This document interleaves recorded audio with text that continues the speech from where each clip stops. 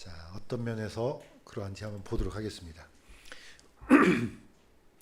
마태복음 13장 51절에서 52절입니다. 이거는 짧으니까 같은 목소리 한번 읽어보겠습니다. 시작. 예수님께서 그들에게 이르시되 너희가 이 모든 것을 깨달았느냐 하시니 그들이 그분께 이르되 주여 그러하오이다 하매 이에 그분께서 그들에게 이르시되 그러므로 하늘의 왕국에 관하여 가르침을 받은 서기관마다 마치 자기 보고에서 새 것과 옛 것을 내오는 집주인과 같으니라 하시니라. 아멘. 예수님께서 이제 쭉 하늘의 왕국에 대한 비유를 하시는데, 사실 이 하늘의 왕국, 또 하나님의 왕국, 이 주제는요 사실 엄청나게 개념이 넓은 개념이에요.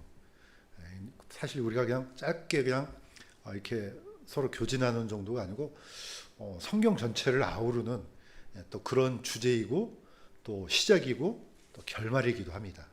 그래서 한번 되새김질을 한번 해보겠습니다. 지금까지 총 7가지의 비유를 말씀을 하셨는데, 제가 중간에 이제 비슷한 것을 한 대 묶기로 해서 이제 지금 이제 여섯째 시간이 됐는데, 제일 첫 번째가 이제 씨 뿌리는 자의 비유입니다. 4종류의 마음밭이 있었는데 사실 이게 2종류예요. 이제 종류가 좀 많다 뿐이지 결국은 좋은 밭과 나쁜 밭이에요. 그다음에 두 번째는 곡식과 가라지가 같이 자라는 밭이 있습니다. 그래서 언제 그러면은 이걸 분리하느냐? 추수 때 다 끝난 다음에. 그다음에 이제 세 번째가 밭에 뿌린 이제 겨자씨 비유, 네 번째는 가루 서말 속에 넣는 비유. 이거는 한 대 사실 묶었습니다. 왜냐하면 이게 같은 비유거든요. 비록 처음은 아주 미약하고 작으나 나중에 엄청나게 큰 나무가 되어서 또는 수많은 그런 양이 되어서 서로 나누고 이제 즐거운 이제 교제가 이루어지는. 그 다음에 5번째하고 6번째도 같습니다. 밭에 감추인 보화인데 혹시 그런 거기 안에 어떤 보화를 발견했으면은 자신이 가진 것을 다 팔아서 그 밭을 사라. 또 좋은 진주를 발견했다 그러면은 자신이 가진 걸 다 팔아라. 이렇게 해서 이제 묶어집니다. 그러니까 딱 보면은 세 번째하고 네 번째도 같이 한 묶음이 되고요.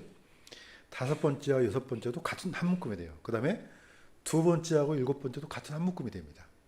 두 번째는 다 추수가 되면은 곡식과 가라지를 나중에 분리하는데, 곡식은 저장해서 넣고 창고에 넣고 가라지는 불태운다. 마찬가지로 가장 마지막에 있는 물고기도 가리지 않고 다 잡습니다. 뭐 좋은 고기 나쁜 고기 할 수 없이 하는 거 없이 다 잡아요. 그 다음에 언제 잡아서 무트로 끌어올려서 좋은 고기는 이제 가져가고 나쁜 고기는 뭐 거름으로 쓰든지 뭐 어떻게 하든지 이렇게 이제 나눕니다. 이제 비유를 보시면 아시겠지만은 이게 뭐에 대한 비유냐? 사실은 하나님의 왕국이 이루어지는 과정에 대한 거예요. 그러니까 하나님의 왕국은 마치 이렇게 하니까 이 사이에 빠지니까 뭐 하나님 왕국이 뭐 곡식인가, 가라지인가, 겨자씨인가 이렇게 이제 단편적으로 생각하는데, 이 과정이 바로 이런 과정이다, 이런 뜻입니다. 자, 그래서 이제 예수님께서 이 말씀을 하셨는데, 놀랍게도 이 말을 들었던 사도들이요, 이걸 깨달았냐니까 다 깨달았대요. 물론 성경은 저는 믿지만은 과연 이 사도들이 이걸 깨달았을까 생각이 좀 들어요. 왜냐하면 뒤에 나오는 행동을 보면은 전혀 이 말씀을 깨닫지 못하는 것 같아요. 어쨌든 그건 뭐 제 생각입니다. 자, 이 모든 비유를 예수님께서 주셨던 것은 깊이 묵상해서 지금 어떤 형태로 하나님께서 이루시고자 하는 왕국이 만들어져 가는지 한번 생각해 보라. 그러면서 오늘 하는 얘기가 바로 이제 이겁니다. 오늘 읽었던 말씀 그대로 이 말씀, 이 가르침을 받는 서기관이라 그랬지 않습니까? 그 사람들, 하나님 왕국의 서기관들이 옛것과 새것을 내오는 집주인과 같다, 이렇게 했습니다. 그러니까 약간 동떨어진 비유긴 하지만 마무리를 아주 깔끔하게 이제 예수님께서 지어주셨습니다. 그러면은 우리는 이제 첫 번째 질문을 던져야 됩니다. 그러면 도대체 누가 하늘의 왕국의 서기관이냐? 포인트를 이제 서기관에다 좀 맞추면은 이 서기관이라는 단어가 되게 좀 부정적이에요. 우리가 막 이렇게 들어온 것처럼. 그런데 이 서기관은 너무너무 중요하죠. 왜 중요하냐? 이제 흠정역에서는 이 서기관으로 번역했지만은 유대인들이 번역한 성경에는 범위를 넓게 잡았어요. 율법 학자라고 이렇게 번역을 했습니다. 토라 티처를 하거든요. 예, 토라를 가리키는 사람까지 나왔습니다. 자, 이게 우리가 이제 여기서 약간 멈춰서 생각해 볼 게 뭐냐면은 보통 우리가 이제 이 성경을 들고 있으면은 사실 이 성경은 번역 성경이잖아요. 이 번역 성경이 나오기까지 뭐가 있었냐면은 원본이 있지 않습니까? 그럼 원본은 어떻게 우리한테 도달됐습니까? 바로 이 수고를 누가 했느냐? 서기관들이 한 거예요. 이 사람들이 없었으면요, 성경이 번역이 안 되죠. 이미지는 나쁘지만요, 이 사람들이 했던 수고 때문에 우리가 이 성경을 엄청난 하나님의 은혜를 지금 우리가 받고 있는 거거든요. 그래서 서기관들의 역할이 너무너무 중요하죠. 좀 약간 구체화시키면은 구약 성경을 지금까지 보존해서 번역을 하게끔 한 핵심적인 역할을 했던 사람들이 바로 마소락파들입니다. 주 6세기에서 10세기 사이에 이제 갈릴리 학파라고도 합니다. 마사르라는 단어에서 나온 건데, 뭔가를 계승하다, 전달하다, 넘기다, 뭐 보존하다 뜻이 굉장히 많습니다. 바로 이 사람들 때문에 이 성경이 보존돼서 우리가 이제 이 번역 성경을 보는 겁니다. 그러니까 이분들에 대한 역할을 좀 묵상을 좀 할 필요가 있습니다. 보통 우리 군대에서 제일 위에 위에 이제 대장이 이제 군사들 모아놓고 위에서 명령을 내리잖아요. 열중시어 그러면은 중간 단계에서 그 말을 받아서 열중시어 한 다음에 그 사람이 전체 열중샷 하잖아요. 이걸 복창이라 합니다. 복명복창. 어떤 전화도 마찬가지고 뭐든지. 저는 군대 있을 때 이제 통신병이었어요. 그러면은 위에 어떤 명령이 하달되면은 통신병은 그걸 그대로 암송해서 한 번 더 반복을 해야 됩니다. 그 다음에 그 반복했던 것을 밑에 이제 부하한테 그대로 전달하는 거죠. 군대에서 가장 중요한 게 복명복창이에요. 제대로 이해했어? 암송했어? 그럼 그대로 가서 그걸 전달하는 겁니다. 바로 이게 뭐냐? 서기관이에요. 우리는 보통 서기관 그러면 그냥 글씨 쓰는 사람으로 생각해요. 그러니까 그럴 수밖에 없죠. 유대인들은 성경을 기록할 때 이 정도가 아닙니다. 한 사람은 이걸 그대로 읽어요. 그럼 옆에 있는 사람들은 복창해요. 예를 들면 창세기 1장 1절 그러면 베레시트 바라 엘로임 에트 하샤마임 베트 하레츠 그러면은 이걸 복창해서 그대로 밑에 있는 사람이 복창해서 그걸 적어요. 만약에 하나가 틀렸어, 창세기에서 하나가 글자가 끝났어요. 저번에 한번 반복했지만 한 번 더 하겠습니다. 그러면 창세기 전체를 다 불태워요. 출애굽기 하나 틀렸어, 출애굽기 다 불태워요. 레위기 하나 틀렸어, 다 불태워요. 아니죠. 구약 성경 전체를 다 불태워요. 이렇게 엄격하게 했던 게 바로 이제 이 보존의 법칙입니다. 그러니까 나름대로 규칙이 있죠. 그래서 저는 신학교 때 진짜로 유대인들이 기록했던 이 문서를 하나 갖고 왔더라고요. 갖고 왔다 보니까 이거는 약간 뭐가 다르냐면은 한 장을 갖고 왔는데 글자 히브리어가 쭉 써 있는데 밑에 뭐가 있느냐면은 글자가 알렙, 벳, 기멜, 달레 이것들이 숫자가 써졌어요. 왜 써놨느냐? 이 페이지 안에 알렙이라는 글자는 18개 있고 이 페이지 안에 벳이라는 글자는 12개가 있고 글자 수를 다 세어요. 아주 엄격하게 이걸 그대로 보존한 게 바로 서기관들입니다. 그러니까 이 사람들이 이걸 남용해서 문제지. 그러니까 이걸 특고나 삼아서 이걸 사람들 위에 서려는 권력으로 남용해서 문제지. 이 역할은 너무너무 중요하죠. 이게 이제 신약 성경으로 넘어가면 이거하고 똑같습니다. 디모데후서 2장 2절 같이 한번 읽겠습니다. 시작. 네가 망하는 증인들 가운데서 내게 들은 것들 바로 그것들을 신실한 사람들에게 맡기라. 그들이 또한 다른 사람을 가르칠 수 있으리라. 이건 굉장히 중요한 규칙입니다. 어떤 규칙이냐? 사도 바울이 이걸 이제 디모데한테 전달했습니다. 복음을. 그러면 디모데는 복명복창해야 돼요. 내가 이걸 그대로 들었어요. 그러면은 이게 다른 사람들한테 넘어갈 때 똑같은 것을 그대로 전달해야 돼요. 자기 생각이나 자기 교리나 뭐 주장이 들어가면 절대 안 되는 거죠. 받았던 것을 그대로 전하는 거. 이게 무너지면요, 전체 다 무너져요. 그래서 우리가 들었던 복음은 그냥 뚝 어디서 떨어져서 만들어진 게 아니고, 책이 있어서 된 게 아니고 계속해서 복명복창해서 여기까지 온 거라는 겁니다. 그러니까 너무너무 중요한 거죠. 자, 복음은 이렇게 해서 전달되고 예수님 오실 그날까지 이 중요한 사역을 그럼 누가 하느냐? 뭐 이제 누구겠습니까? 바로 우리입니다. 예. 사도들이 전해주고 제자들이 전해주고 우리 선조 그리스도인들이 전해져서 여기까지 내려왔고 우리가 이제 받은 겁니다. 그럼 우리는 받았던 그 말씀을 그대로 전해야 되는 책무가 생기는 겁니다. 그래서 하늘의 왕국의 서기관들이 누구냐? 옛날에는 사도들이었습니다. 그 다음에 제자들이었습니다. 사도 바울이고 디모데고 그 위에 또 신실한 사람들, 그 다음에 여기까지 왔습니다. 그러니까 우리는 적어도 이 말씀 속에서 누가 하늘의 왕국의 서기관이냐? 바로 우리입니다.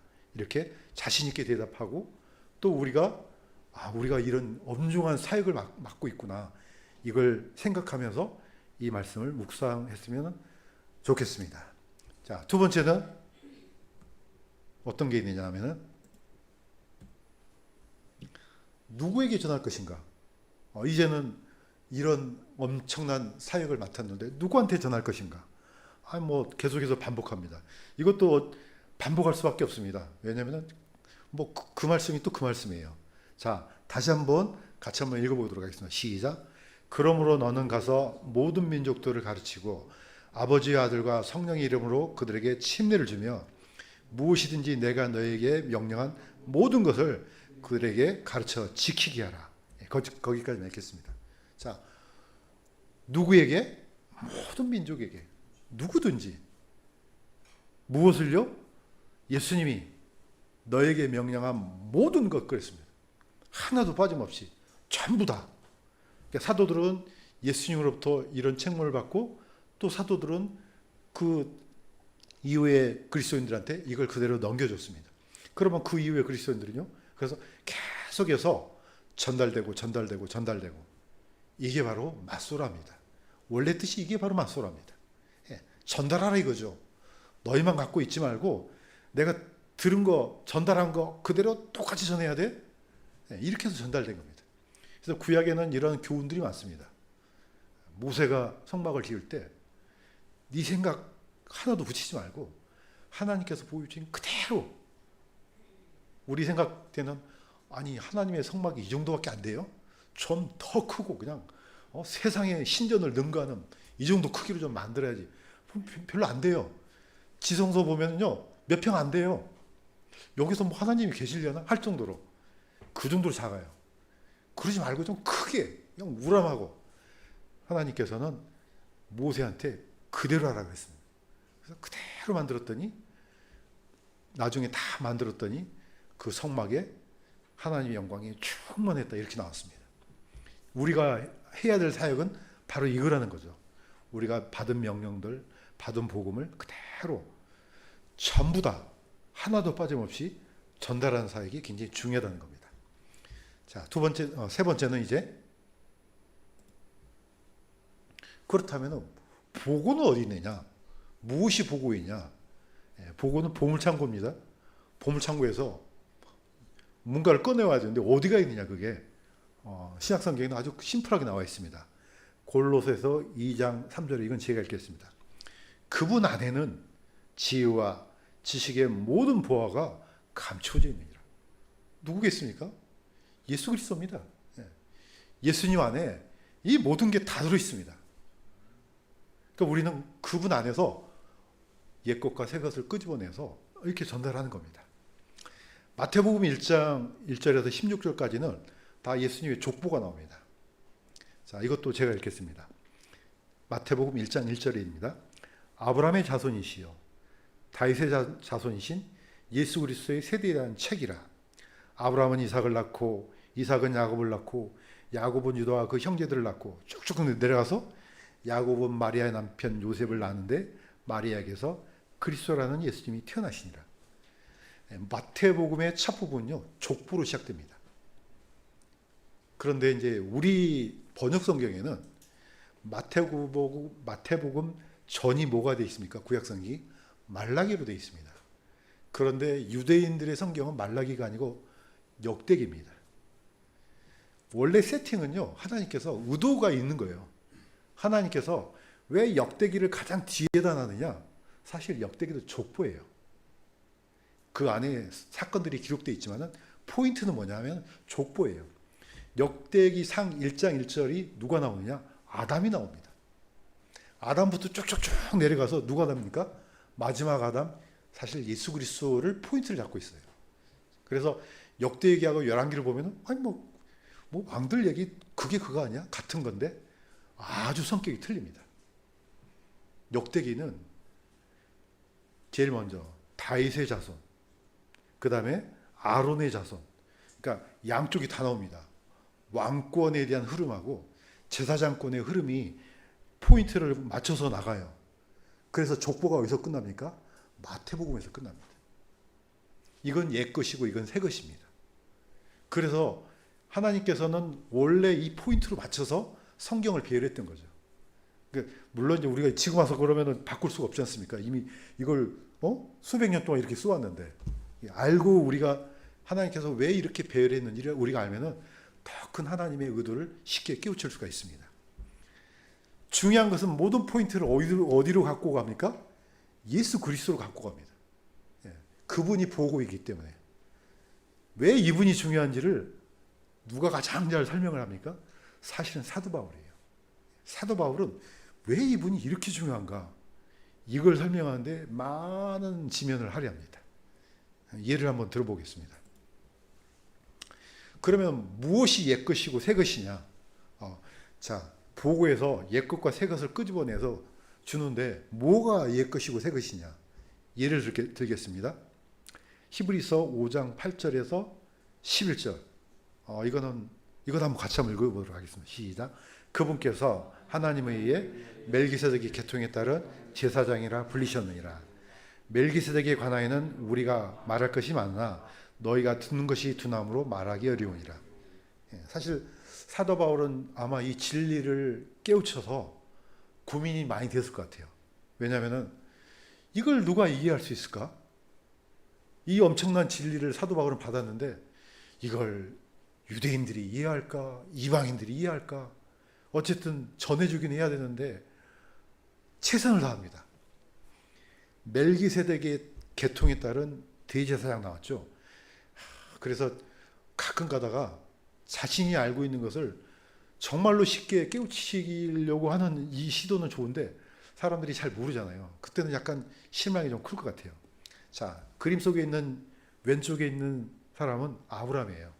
오른쪽에 있는 사람은 멜기세덱이에요.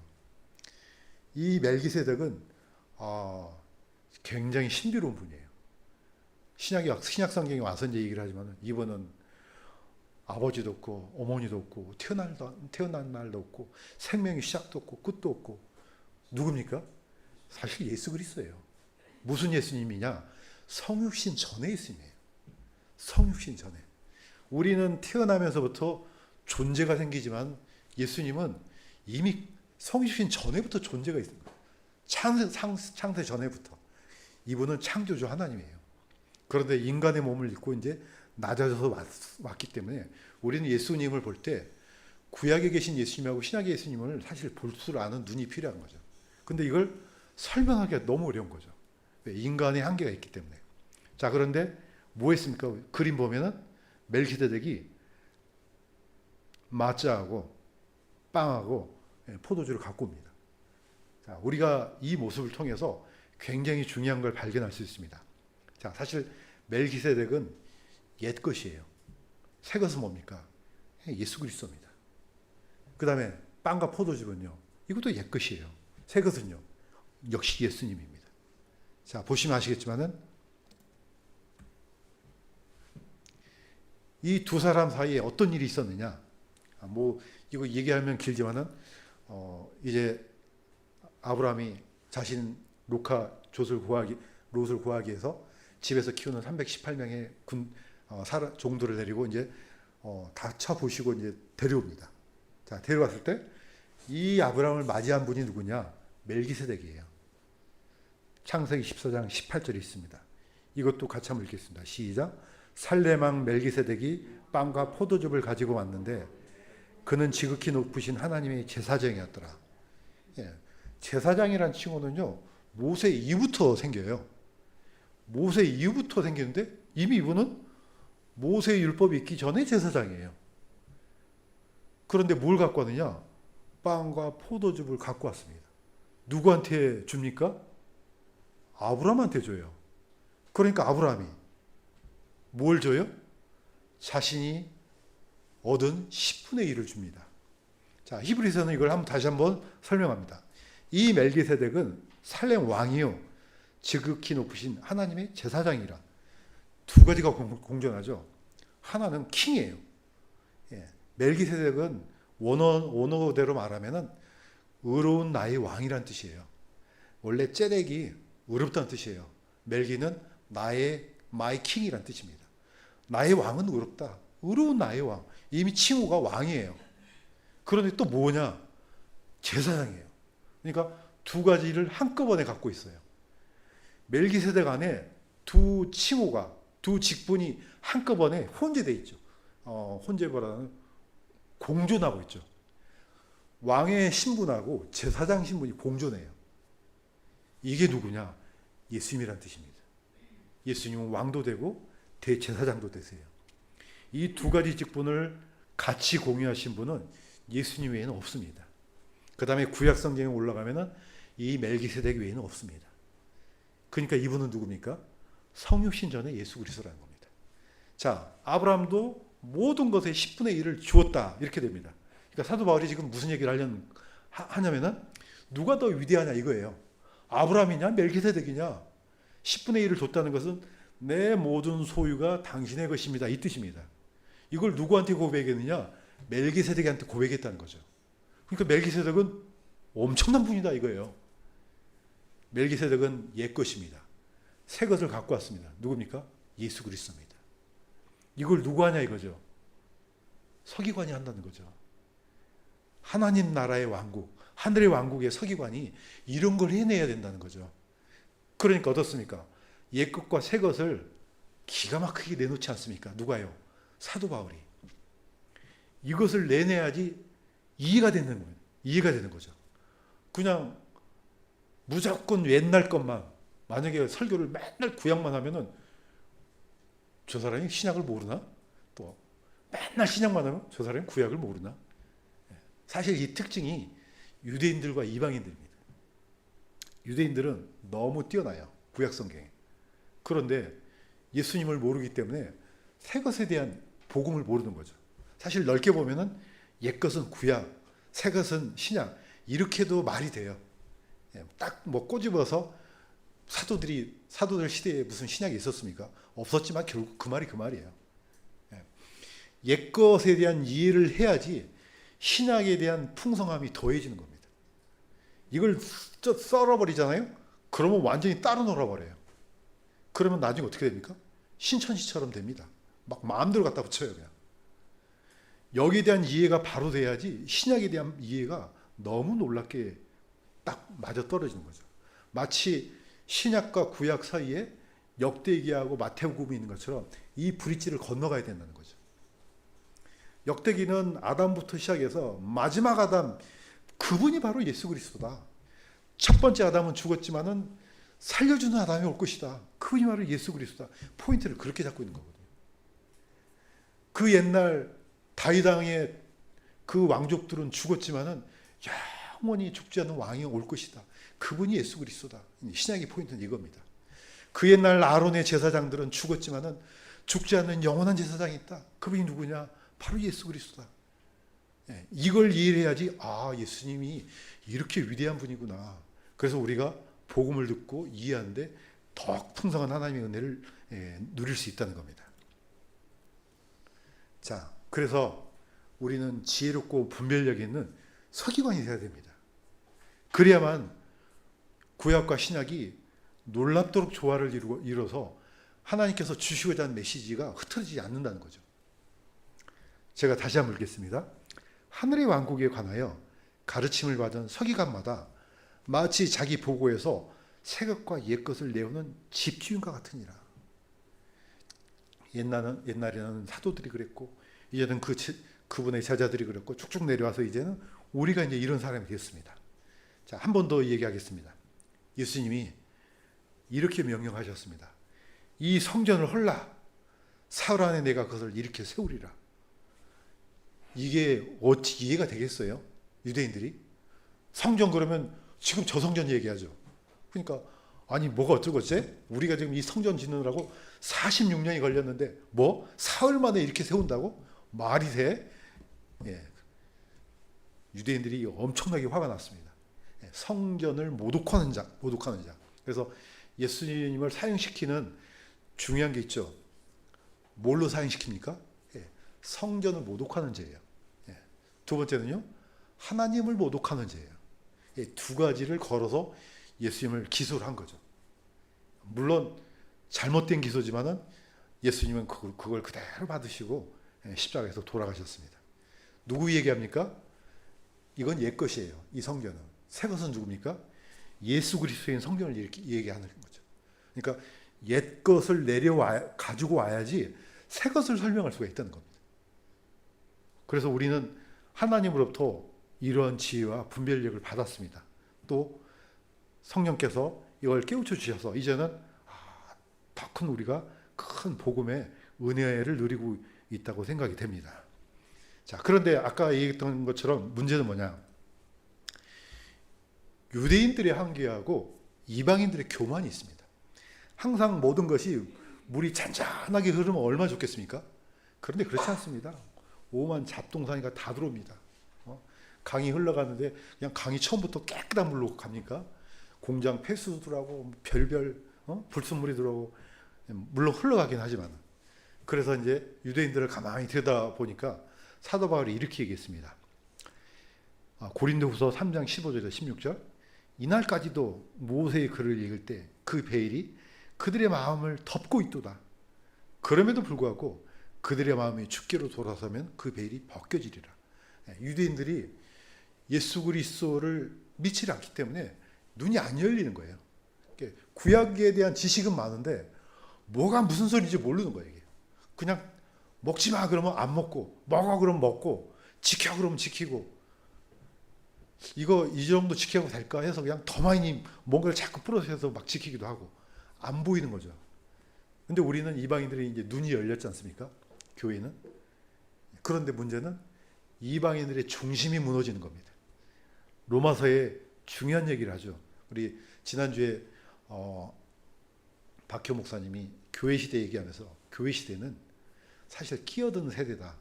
그냥 어떻게 보면 덤으로 주신 그런 느낌을 받았습니다. 사실 그게 맞습니다. 물론 교회는 예수 그리스도의 교회의 머리는 예수 그리스도고 이미 창세 전부터 하나님의 계획 안에 있지만은 이방인들은 어떤 마음을 가져야 되냐?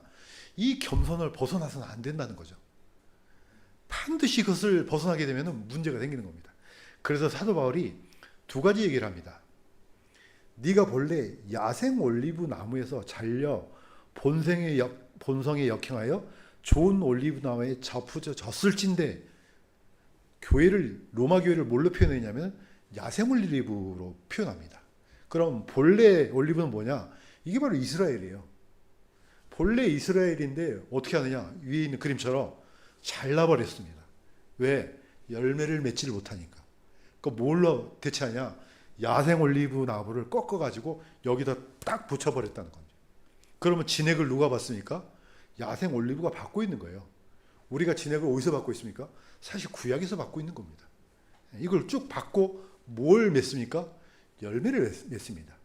유대인들은 열매를 잘 못 맺잖아요. 그런데 교회는 많은 열매를 맺었습니다. 그러니까 여기까지는 좋은데 뭐냐? 이방인들이 생각했을 때 유대인들이 무슨 필요가 있지? 구약이 왜 필요가 있지? 거꾸로 이걸 잘라버리려고 그래요. 이게 필요 없는데?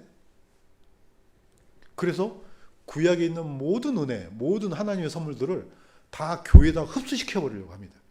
이거 큰일 난다는 겁니다. 하지 말라. 이게 교만이에요. 교회는 우리가 본질적으로 이방이었던 존재라는 거 잊어버리면 안 된다는 걸 끊임없이 얘기합니다. 그러면서 하는 얘기가 본래 가진 이들이야 얼마나 더 자기 자신의 올리브 나무에 접붙여지겠느냐 이렇게 합니다. 언젠가는 본래 나뭇가지를 접붙이겠다는 거죠. 그러면 이 열매 맺는 이 야생 올리브 나무는 어떻게 합니까? 올라가는 거죠. 하나님께서 걷어서 올라가는 거죠. 자, 이 역사를 우리가 이해를 할 필요가 있는 겁니다. 그래야지 교회가 하나님 앞에서 교만하지 않고 본질에서 벗어나지 않게 된다는 겁니다. 자, 그래서 이제 결론을 내리겠습니다. 자, 우리는 지금 하나님의 왕국의 서기관이에요.